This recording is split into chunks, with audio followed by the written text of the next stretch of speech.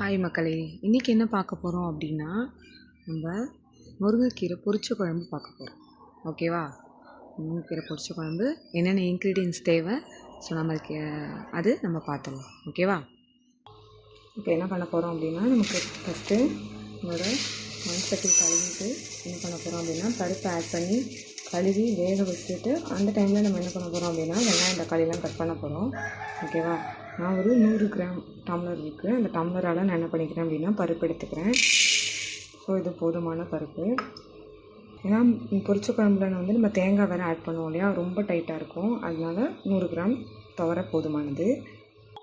துவரையை நல்லா கழுவிட்டு 1க்கு 2 டைம் நல்லா கழுவிட்டு வடிகட்டிட்டு அதுக்கப்புறம் தேவையான தண்ணி ஆட் பண்ணிவிட்டு அது கூட வெங்காயம் தக்காளி ஆட் பண்ணி பருப்பை நல்லா வேக வைக்க போகிறோம். பருப்பை நல்லா வாஷ் பண்ணிட்டேன். நெக்ஸ்ட்டு அதுக்கு தேவையான தண்ணி ஆட் பண்ணிக்க போகிறேன். ஒரு 200-300 வாட்டர் அளவுக்கு நம்ம ஆட் பண்ணிக்கலாம். இப்போது அடுப்பு பற்ற வச்சாச்சு. இப்போ நம்ம என்ன பண்ணுறோம் அப்படின்னா, பருப்பை வேக வைக்க அடுப்பு பற்ற வச்சுட்டோம். பருப்பு இப்படியே அடுப்பில் இருக்கட்டும். நம்ம இது கூட இன்னும் மஞ்சத்தூளும் எண்ணெயும் ஆட் பண்ண போகிறோம். இப்போ என்ன பண்ண போகிறோம் அப்படின்னா, ஒரு ஸ்பூன் கொஞ்சம் அளவுக்கு நம்ம கொஞ்சோண்டு எண்ணெய் சேர்த்துக்கிறோம், பருப்பு பொங்காமல் இருக்கிறதுக்காக. அதே மாதிரி ஒரு பிஞ்ச் மஞ்சத்தூள் சேர்த்துக்கிறோம். ரொம்ப சேர்க்க வேண்டாம், ஏன்னா நம்ம குழம்பு மிளகாய் தூள்லேயே நம்ம எல்லாமே ஆட் பண்ணியிருப்போம். அதனால் மஞ்சத்தூள் அதிகமாக சேர்க்க வேண்டாம். பருப்பு இப்போ தான் கொதிச்சிருக்கு, வேகட்டும். இது கூட நம்ம இப்போ வெங்காயம் தக்காளி அரிஞ்சு ஆட் பண்ணிடணும். அதுக்கு நான் ஒரு வெங்காயம் எடுத்திருக்கேன். புளிப்புக்காக நம்ம புளி சேர்க்க மாட்டோம் பொரிச்ச குழம்புல. அதுக்காக நான் என்ன பண்ணியிருக்கேன் அப்படின்னா 2 தக்காளி அப்புறம் 2 பச்சை மிளகாய் இதுதான் நான் ஆட் பண்ண போகிறேன் வெஜிடபிள்ஸில். பொரிச்ச குழம்புல என்ன சேர்க்க போகிறோம் அப்படின்னா, மெயின் இன்க்ரீடியன்ட்டே நமக்கு முருங்கைக்கீரை தான். ஸோ முருங்கைக்கீரையை நான் உருவி ரெடி பண்ணி வச்சுருக்கேன். ஃபைனலாக நான் குழம்புலாம் தாளிச்சதுக்கப்புறம் அலசி போடுவேன். அவங்களுக்கு வெங்காயம் தக்காளி அரிஞ்சு ஆட் பண்ணுறேன். வெங்காயம் தக்காளி பச்சை மிளகாய் எல்லாம் அரிஞ்சாச்சு. இப்போ நம்ம பருப்பு கூட இதை ஆட் பண்ணிவிடுவோம். பருப்பு கூட ஆட் பண்ணிவிட்டு லைட்டாக நம்ம கிண்டி வச்சுக்கலாம். நல்லா குழஞ்சி வேகணும். நான் கொஞ்சமாக தான் தண்ணி வச்சுருக்கேன், ஏன்னா நல்லா அப்போ தான் கொஞ்சம் குழஞ்சி வேகும் அப்படின்றதுனால கரெக்டான லெவல் தண்ணி வச்சுருக்கேன். பருப்பு நல்லா வெந்துருச்சு. இன்னும் கொஞ்சம் நேரம் இருக்கட்டும், நல்லா குழையட்டும். குழஞ்சாலும் நமக்கு குழம்பு கொஞ்சம் திக்னஸ் கொடுக்கும். பருப்பு நல்லா குழஞ்சி வெந்துட்டு இப்போ நமக்கு என்னென்ன தேவையோ அதெல்லாம் நம்ம ஆட் பண்ண போகிறோம். இப்போ நம்ம மிளகாத்தூள் ஆட் பண்ணிப்போம். தேவையான அளவு மிளகாத்தூள் எவ்வளோ குழம்பு நமக்கு தேவையோ அந்த அளவுக்கு குழம்புக்கு தண்ணி சேர்த்துக்குவோம். நான் வீட்டு குழம்பு மிளகாய்த்தூள் தான் யூஸ் பண்ணுறேன். அதனால் எங்கள் வீட்டு மிளகாத்தூள் கொஞ்சம் காரமாக இருக்கும். அதனால் நான் ஒரு 1.5 ஸ்பூன் மட்டும் ஆட் பண்ணிக்கிறேன். பொரிச்ச குழம்புக்கு காரம் கம்மியாக இருந்தால் தான் டேஸ்ட்டு நல்லாயிருக்கும். 1.5 ஸ்பூன் மட்டும் ஆட் பண்ணிக்கிறேன்.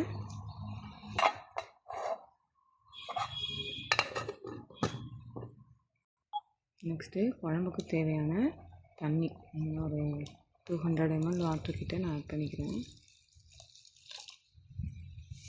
ஆட் பண்ணி கலக்கி விட்டுக்கோங்க.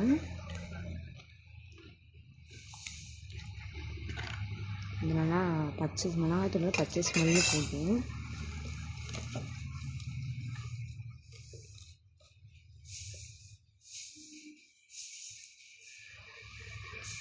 நெக்ஸ்ட்டு குழம்புக்கு தேவையான சால்ட் ஆட் பண்ணுறேன். கல்லுப்பு தான் ஆட் பண்ணுறேன்.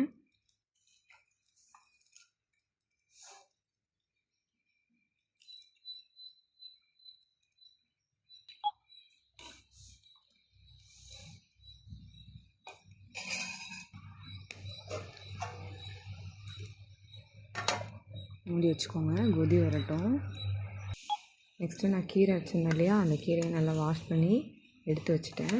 அதுக்கப்புறம் கொஞ்சம் தேங்காய் இல்லை பெருஞ்சீரகம் ஆட் பண்ணி அரைச்சி வச்சுக்கணும். ஏன்னா பொரிச்ச குழம்புக்கு பெருஞ்சீரகம் ஆட் பண்ணால் தான் நல்லாயிருக்கும். குழம்பு லேசாக இப்போ கொதி வந்துருச்சு. இப்போ நான் அரைச்சி வச்ச தேங்காயை ஆட் பண்ண போகிறேன். இப்போ என்ன பண்ண போகிறோம், தேங்காய் ஆட் பண்ணி குழம்பு நல்லா கொதிக்கிற அளவுக்கு வெயிட் பண்ணோம். இது கூட கொஞ்சம் தண்ணி மிக்ஸ் பண்ணி கூட நம்ம ஆட் பண்ணிக்கலாம். கொஞ்சமாக தண்ணி சேர்த்தா போதும். நல்லா மிக்ஸ் பண்ணி விட்டுக்கோங்க. நல்லா குழம்பு நல்லா கொதிக்கணும். கொதிச்சதுக்கு அப்புறம் தான் நம்ம வந்து கீரை ஆட் பண்ண போகிறோம். லேசான கொதி வந்தோடனே போதும். இப்போ நம்ம கீரையை ஆட் பண்ணிடலாம்.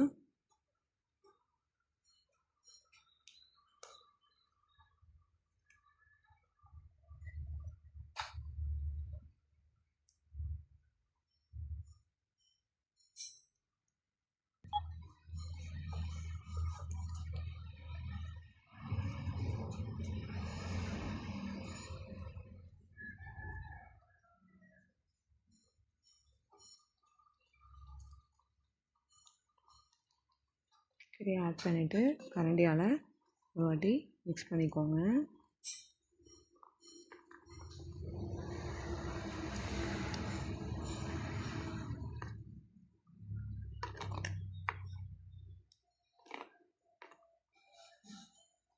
கொஞ்ச நேரம் கீரை வேகட்டும்.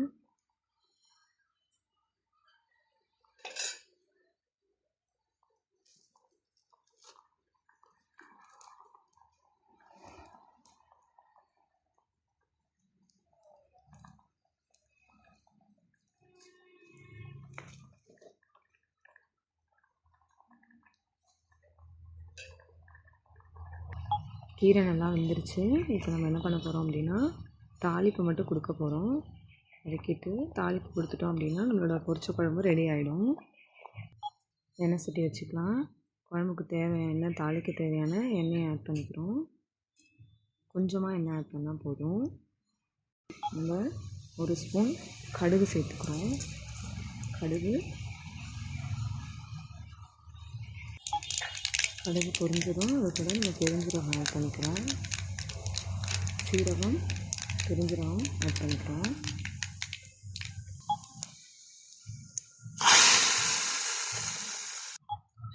நம்மளோட பொரிச்ச குழம்பு சூப்பராக ரெடி ஆகிட்டு வாங்க சாப்பிட்லாம். சப்ஸ்கிரைப் பண்ணுங்கள், கமெண்ட் பண்ணுங்கள். தேங்க்யூ மக்களே. ஹாப்பியாக இருங்க, ஹெல்த்தியாக இருங்க.